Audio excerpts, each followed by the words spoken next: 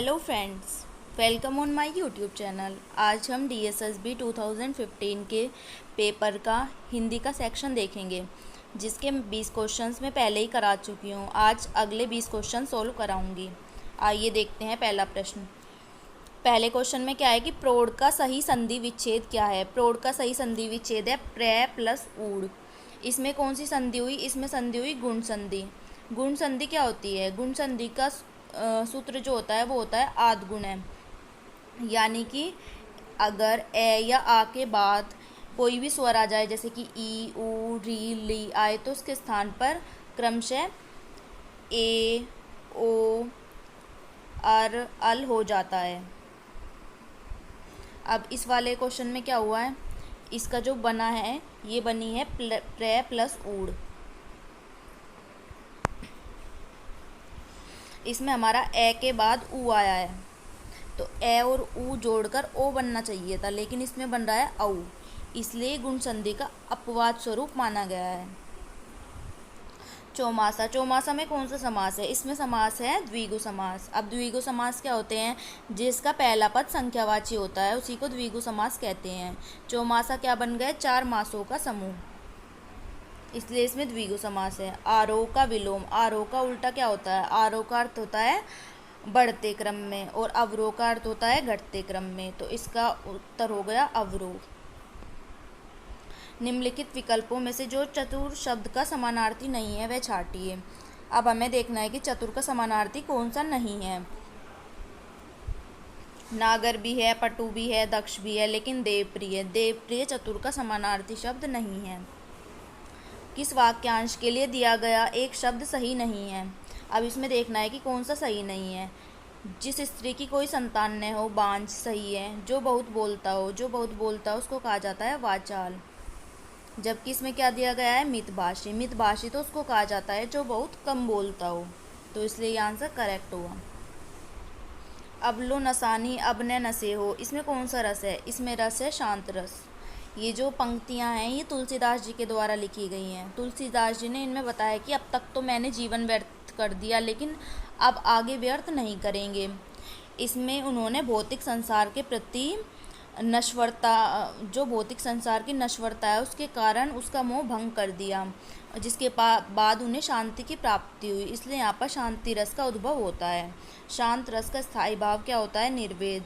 स्थायी भाव से अक्सर क्वेश्चन हमारे पेपर में पूछे जाते हैं। नेक्स्ट क्वेश्चन, विष में कौन सा भाव है? विष में भाव है स्थायी भाव। अब स्थायी भाव क्या होता है? जो स्थायी भाव होता है वो काव्य में शुरू से लेकर आखिर तक रहता है। स्थायी भाव मुख्य भाव को कहा जाता है। संविधान के किस अनुच्छेद में कहा गया है कि संघ की राजभाषा हिंदी और लिपि देवनागरी होगी? ये कहा गया 343 अनुच्छेद में। नेक्स्ट क्वेश्चन, मूर्धन्य ध्वनियाँ कौन सी होती हैं? अभी मूर्धन्य ध्वनियाँ होती हैं टे, ठे, डे, ढे। ये ध्वनियाँ कई प्रकार की होती हैं, जैसे कंठ्य ध्वनियाँ, तालव्य ध्वनियाँ, दंत्य ध्वनियाँ, ओष्ठ ध्वनियाँ। जो इसमें चे, छे, जय, झे ये है तालव्य ध्वनियाँ हैं ये। और ते, थे, दे, धे ये है दंत्य ध्वनियाँ। और पे, फे, बे, भे, मैं ये है ओष्ठ ध्वनियाँ। रहीमन पानी राखिए बिन पानी सब सून, पानी गए न उबरे मोती मानुष शून। इसमें क्या करना है? हमें छंद का बताना है। तो इसमें छंद कौन सा है? दोहा। दोहा क्या होता है? दोहा वो होता है जिसके पहले और तीसरे चरण में तो 13-13 मात्राएं होती हैं, और दूसरे और चौथे चरण में 11-11 मात्राएं होती हैं। अब इसमें हम मात्राएं लगाने का हिसाब देखेंगे। जैसे रहीमन की मात्राएं लगाती हूँ सबसे पहले मैं। रहीमन में ये लघु, लघु, लघु, लघु। फिर पानी के लिए गुरु, गुरु। राखी में गुरु, लघु, फिर गुरु। अब ये देखिए हमारी कितनी मात्राएं हो गई? 5, 2, 7, 2, 9 और 4, 13, 13 हो गई। अब बिन पानी सब सून की, बिन में लगेगी सबसे पहले हमारी लघु लगेगा। इसमें लघु लग गया, फिर लघु, फिर गुरु, फिर गुरु, फिर गुरु, फिर लघु। अब ये मात्राएं काउंट करते हैं कि कितनी मात्राएं हो गई है हमारी। ये देखते हैं, इसमें हो गया गुरु, लघु। ये हो गई हमारी कितनी मात्राएं? देखते हैं, 2, 4, 6, 2, 8, 2, 10 और 1, 11। इसमें 11 मात्राएं हो गई है, तो ये हो गया हमारा दोहा। वात्सल्य रस की सर्वप्रथम चर्चा किसने की? ये चर्चा की थी विश्वनाथ में। इसमें उत्तर गलत दिया गया अभिनव गुप्त। इसकी सर्वप्रथम चर्चा विश्वनाथ ने की थी, उन्होंने ही वात्सल्य रस के बारे में बताया था सबसे पहले। कौन सा लोकगीत विवाह संस्कार से संबंधित है? कलसा, माड़ी, कोबर, ये सभी लोकगीत विवाह संस्कार से संबंध रखते हैं। विलोम शब्द का कौन सा युग्म सही नहीं है? इसमें देखते हैं कि कौन सा सही नहीं है। पहला दिया गया है निष्पक्ष, पक्षधर, कल्पित, स्वप्निल, तिक्त, मधुर, अकिंचन, संपन्न। इसमें सही नहीं है कल्पित, स्वप्निल, क्योंकि कल्पित का उल्टा होता है अकल्पित।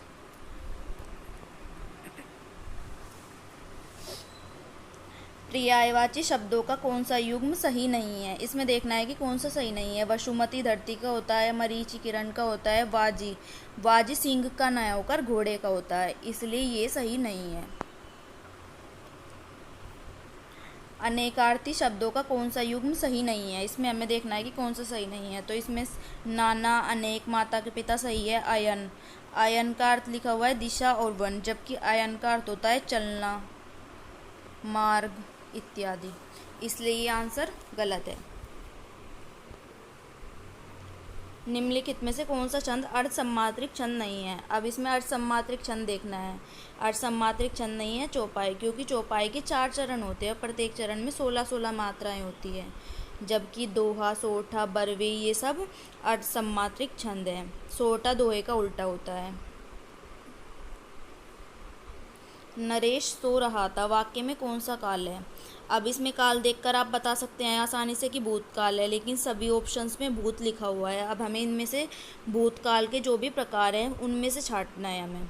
तो ये नरेश सो रहा था, इसमें अपूर्ण भूतकाल होगा। इसमें कार्य पूरा नहीं हुआ है बल्कि जारी है कार्य, इसलिए यहाँ पर अपूर्ण भूत कहा जाएगा। जहाँ पर भी क्रिया की समाप्ति की अपूर्णता का बोध होता है, जैसे कि सीता जा रही थी, इसमें भी हमारा अपूर्ण भूतकाल कहलाएगा, क्योंकि इसमें कार्य चल रहा है, ऑन प्रोसेस है। सुधाकर शब्द किसका पर्यायवाची है? ये पर्यायवाची है चंद्रमा का, जबकि ये सिंधु, जलाशय, बादल ये चंद्रमा के पर्यायवाची नहीं है। शुद्ध वर्तनी वाला शब्द, इसमें शुद्ध वर्तनी वाला देखते हैं कि कौन सा शब्द सही है। इसमें दर्शनाभिलाषी ऐसे बनेगा, दर्शनाभिलाषी।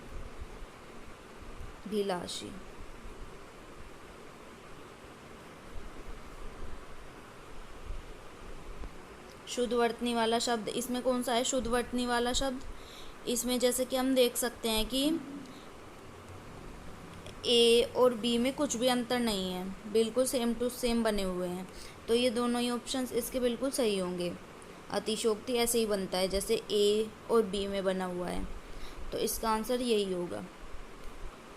अतिशोक्ति क्या होती है? बढ़ चढ़ कर बोलना, हाइपरबोल। Thank you everyone.